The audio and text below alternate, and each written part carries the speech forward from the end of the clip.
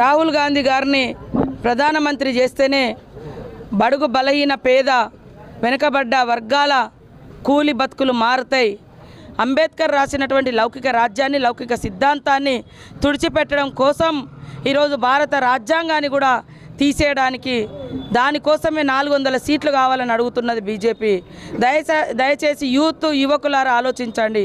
10 సంవత్సరాల కాలంలో central government మీ గ్రామాలలో ఎన్ని ఉద్యోగాలు ఇచ్చింది, ఎన్ని ఇండ్లు ఇచ్చింది, ఎన్ని రోడ్లు వేసింది, ఎన్ని భూములకు పట్టాలు ఇచ్చింది, ఎన్ని భూములు పంచింది?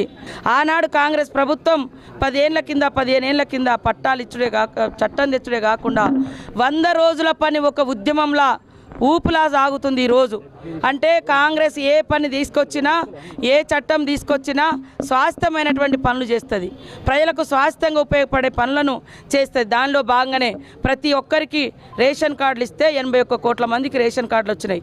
అంగన్వాడీ సెంటర్లు పౌష్టికాహారం పిల్లలకు అందించడం కోసం పెట్టింది.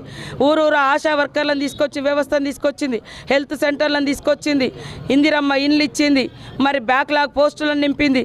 అదేవిధంగా ఎస్సీ, ఎస్టీ, బీసీ మైనార్టీలకు రిజర్వేషన్లు వచ్చే విధంగా కాంగ్రెస్ పార్టీ మరి రాజ్యాంగంలో కూడా తీసుకొచ్చినటువంటి ఘనత ఆనాడు అంబేద్కర్ గారి ద్వారా కాంగ్రెస్ది.